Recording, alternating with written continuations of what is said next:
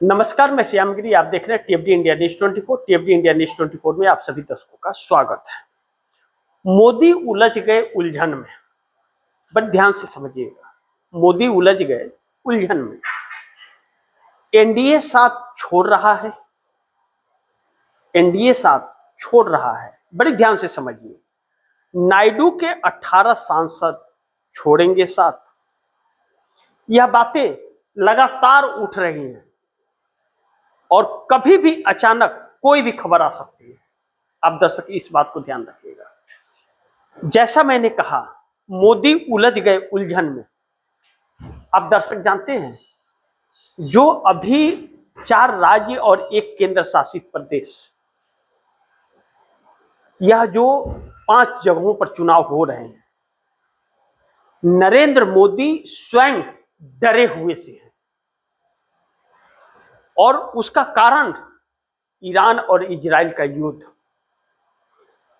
अब नरेंद्र मोदी बहुत बुरी तरह से फंसे हैं। अंतर्राष्ट्रीय असर अब इन राज्यों में दिख रहा है। आरएसएस के ऊपर जो रिपोर्ट अमेरिका की जांच एजेंसी ने पेश की है ट्रंप के सामने, वह रिपोर्ट सार्वजनिक होने के बाद, वह रिपोर्ट भारत में आने के बाद और आरएसएस पर बैन प्रतिबंध लगाने की जो बात चल रही है, इससे तमिलनाडु, केरल, पांडिचेरी, आसाम, बंगाल भारतीय जनता पार्टी के हार का कारण हो सकता है। क्योंकि अमेरिकी रिपोर्ट में यह आया है कि क्रिश्चियंस, मुस्लिम, दलित, एससी एसटी को प्रताड़ित करती है भारतीय जनता पार्टी और आरएसएस साजिश करती है। यह उस रिपोर्ट में खुलेआम दिया हुआ है, जिसका असर इन 5 राज्यों के चुनाव के साथ 2027, 28, 29 में होने वाले चुनाव पर उसका सीधा असर पड़ेगा। और विपक्ष इंडिया गठबंधन को एक ऐसा मौका हाथ लग गया है जो नरेंद्र मोदी डरे हुए हैं। लेकिन एनडीए गठबंधन साथ छोड़ रहा है। मैंने जो कहा, एनडीए गठबंधन के उन घटक दलों पर भी इसका असर पड़ेगा जब इंडिया गठबंधन के घटक दलों के सामने वह चुनाव लड़ेंगे। ऐसे में चंद्रबाबू नायडू बहुत बड़े संकट में उलझ गए हैं चारों तरफ से। मोदी तो उलझ ही गए हैं उलझन में, चंद्रबाबू नायडू बहुत बुरी तरह से उलझ रहे हैं। और चंद्रबाबू नायडू का उलझना इसलिए भी लाजमी है कि चंद्रबाबू नायडू के आंध्र प्रदेश के अंदर मुस्लिम आबादी 7.5%, समुद्री किसानों की आबादी, क्रिश्चियंस की आबादी, यह मिला करके चंद्रबाबू नायडू सत्ता में आ सकते हैं। इसमें से एक भी वर्ग चंद्रबाबू नायडू का साथ छोड़ा तो मोदी हो या कोई हो, चंद्रबाबू नायडू को चुनाव नहीं जीता पाएगा। और चंद्रबाबू नायडू नरेंद्र मोदी को समर्थन दे करके और भी उलझ गए।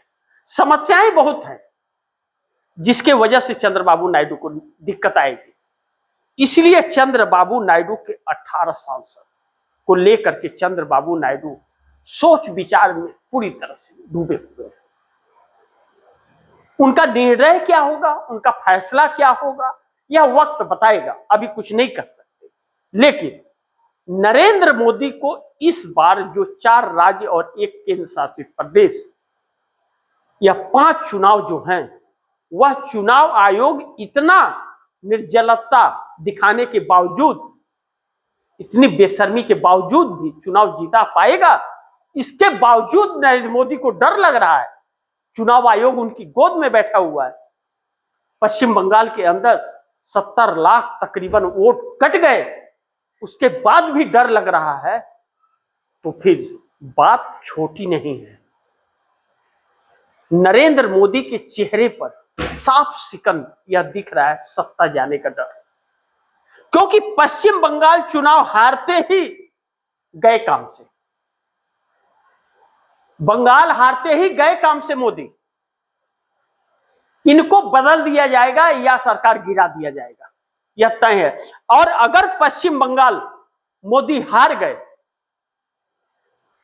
तो भारतीय जनता पार्टी के 12 सांसद पश्चिम बंगाल से जो आते हैं वह भारतीय जनता पार्टी का साथ छोड़ देंगे, जिसमें 7 तृणमूल कांग्रेस के साथ हैं। और 12 सांसद गए तो फिर मोदी की कुर्सी कौन बचाएगा? कौन बचाएगा? फंस गए प्रधानमंत्री, फंस गए प्रधानमंत्री। इस बात से इनकार नहीं किया जा सकता। मोदी को नहीं बचा पाएगा फिर कोई। प्रधानमंत्री की कुर्सी जाएगी, और गई तो नरेंद्र मोदी के शरीर में इतने रोए नहीं होंगे जितना उनके ऊपर एफआईआर दर्ज और केस दर्ज होगा। उस चंगुल से आजीवन नरेंद्र मोदी नहीं निकल पाएंगे, और भाजपा और आरएसएस का क्या होगा यह वक्त बताएगा। अभी तो अमेरिकी रिपोर्ट में, और सरकार बदली अगर भारत में, तो आरएसएस का क्या हर्ष होगा। बहुत 12 सालों में आतंक इन लोगों ने मचाया है। और इंडिया गठबंधन अगर सक्रिय एकजुटता से इन 5 राज्यों में, 4 राज्य, 1 केंद्र शासित प्रदेश, इन 5 जगहों पर इंडिया गठबंधन ने अगर अपना वर्चस्व और सहमति, एकजुटता, ताकत दिखा दी, जैसे इस वक्त पार्लियामेंट के अंदर एकजुट होकर लड़ रहे हैं सब, दिखा दिया, तो फिर इस देश का लोकतंत्र भी बच जाएगा और इस देश का संविधान भी बच जाएगा। अब दूसरा महत्वपूर्ण बिंदु जो नरेंद्र मोदी के डरने और उलझने का सवाल है, इन राज्यों में सबसे ज्यादा असर इस पर पड़ रहा है अंतर्राष्ट्रीय मुद्दों का। जो गैस की लंबी लंबी लाइन लग रही है, जो मजदूर अब दूसरे राज्यों से अपने गांव के तरफ रुख करने लगे हैं, गैस सिलेंडर नहीं मिल रहा है, कारोबार बंद हो रहा है, होटल रेस्टोरेंट ढाबे बंद हो रहे हैं, कंपनियां भारी मात्रा में बंद हो रही है, लोग काम से निकाले जा रहे हैं।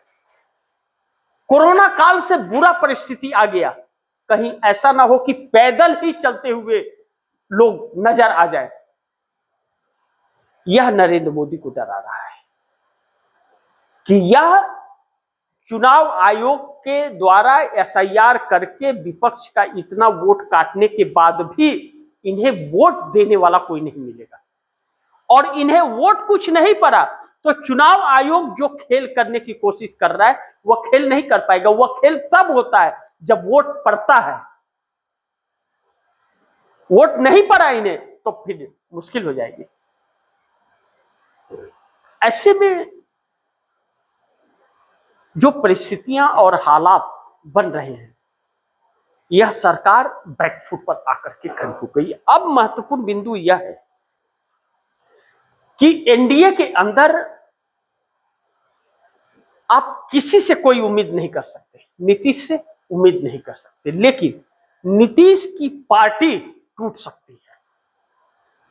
नीतीश की पार्टी टूट सकती है। नीतीश भाजपा के साथ रहेंगे और सीएम पद से उनका इस्तीफा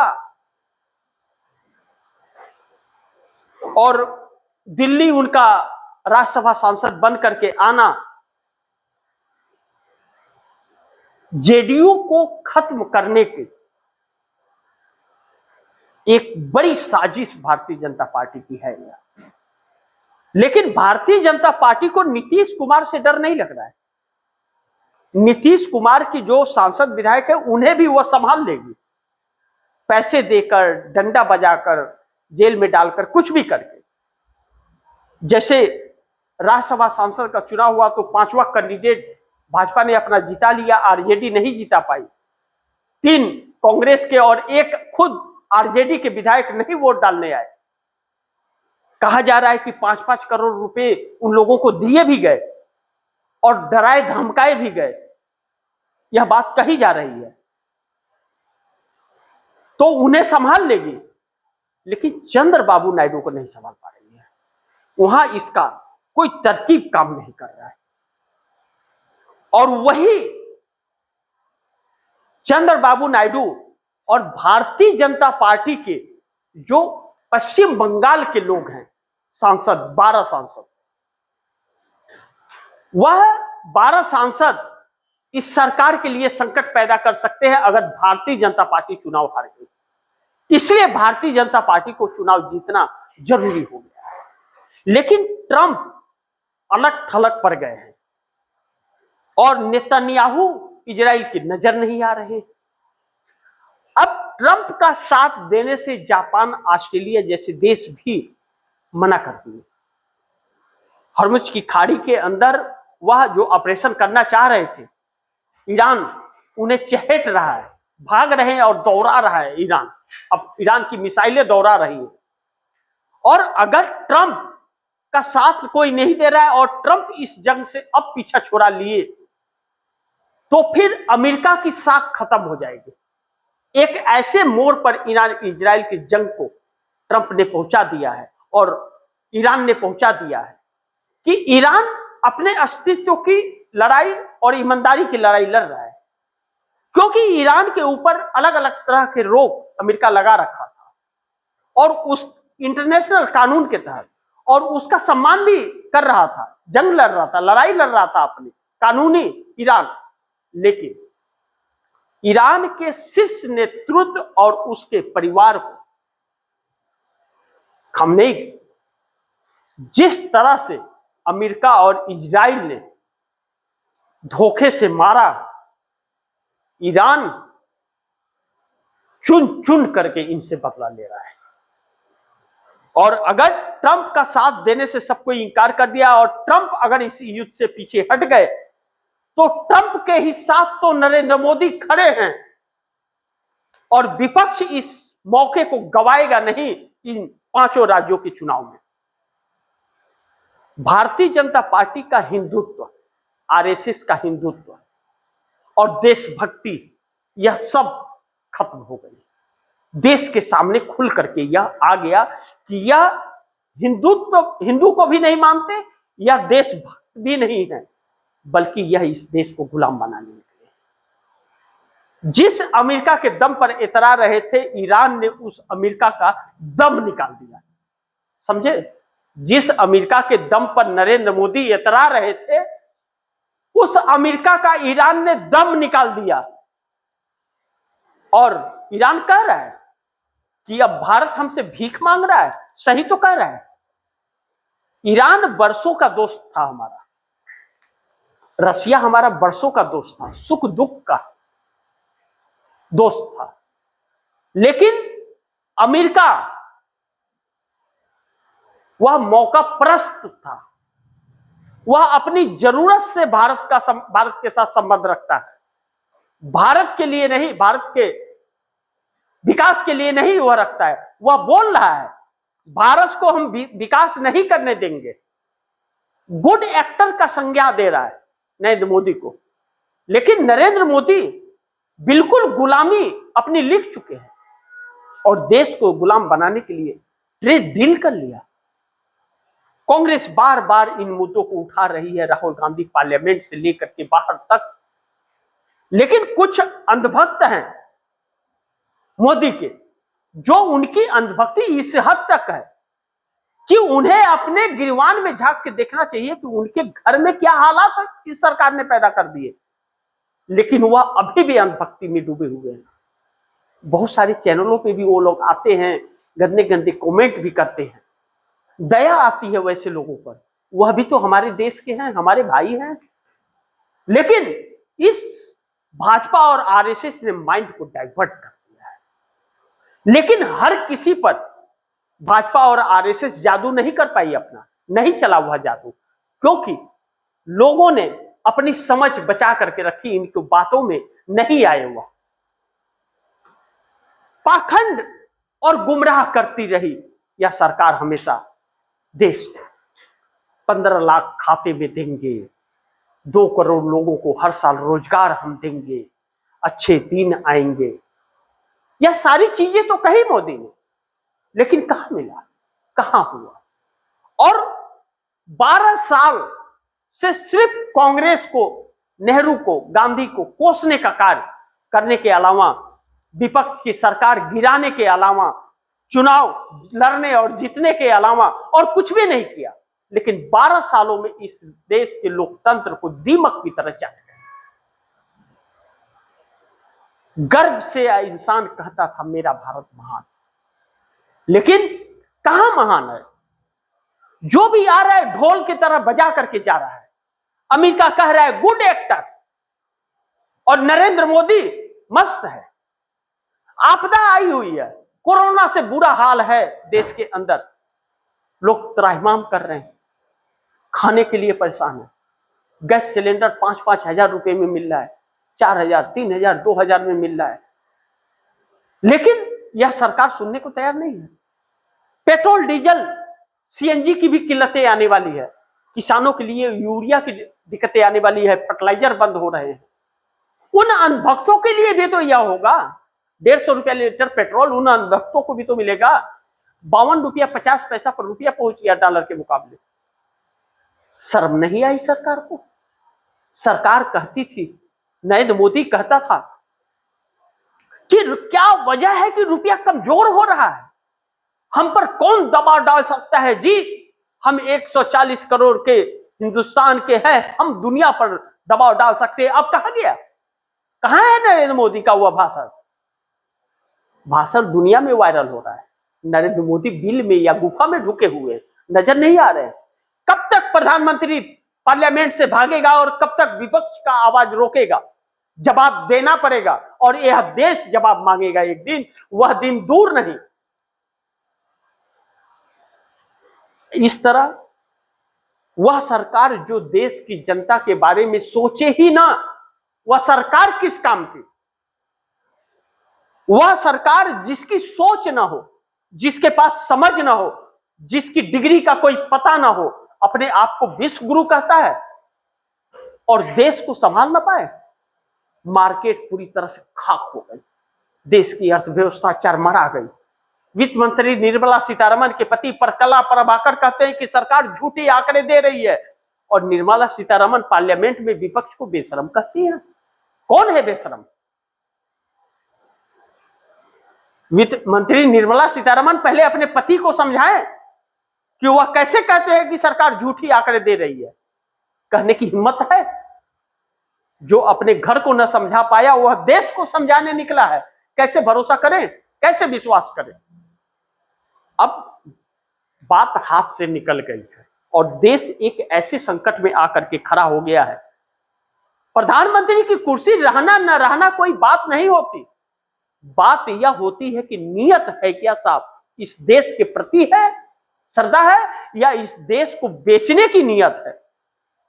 तो देश को ना तो बेचने की नियत है, ना देश के प्रति नियत है, देश को गुलाम बनाने की नियत इस सरकार की है। इसीलिए मैंने कहा कि मोदी की कुर्सी अब कौन बचाएगा? फंसे प्रधानमंत्री, फंस गए हैं प्रधानमंत्री, बुरी तरह से फंस गए हैं। और पश्चिम बंगाल चुनाव हारने के बाद नरेंद्र मोदी फिर गए काम से, कहते हैं ना, वही हाल होगा। लेकिन एनडीए गठबंधन भी अब उसके छोटे छोटे घटक दल जो हैं, या चंद्रबाबू नायडू जैसे लोग, वह समझ रहे हैं, सोच रहे हैं, अब वह भी छोड़ते हुए अब नजर आ रहे हैं। किसी भी मुद्दे पर इस सरकार का साथ नहीं दे रहे हैं। जैसे लग रहा है कि एनडीए ने साथ छोड़ रहा है, साथ छोड़ दिया है, ऐसा महसूस हो रहा है। सरकार अलग थलग सी पड़ी हुई है, अकेली है, इसके बचाव में कोई घटक दल नहीं आ रहा है किसी भी दल का। 53 सांसद हैं, एक भी इसके बचाव में नहीं आ रहे हैं, और भाजपा वाले भी सरकार के बचाव में नहीं आ रहे हैं। कुछ चंद अमन चंगू मंगू हैं जिनके न बोलने का ठिकाना, न रहने का, न सोच का, न समझ का, वह अपनी काबिलियत दिखा रहे हैं आकर के, जिसे कोई नहीं पूछता, कोई नहीं जानता, वह आकर के लंबी लंबी बातें कर रहे हैं। देश को समझना पड़ेगा और देश को यह जानना पड़ेगा और देश को फैसला करना पड़ेगा कि देश को लोकतंत्र चाहिए या ऐसी ढकोसला वाली सरकार चाहिए। बाकी आप दर्शकों की क्या राय है, क्या सुझाव है, कमेंट बॉक्स में जरूर दीजिएगा। इस खबर को ज्यादा से ज्यादा शेयर कीजिएगा, अपने दोस्तों को भी कहिएगा आगे शेयर करें। और आपने अगर टीएफडी इंडिया न्यूज़ 24 को सब्सक्राइब नहीं किया, सब्सक्राइब कर लीजिए, अपने दोस्तों को भी कहिएगा सब्सक्राइब करें। मिलते हैं अगली खबर के साथ, तब तक के लिए नमस्कार।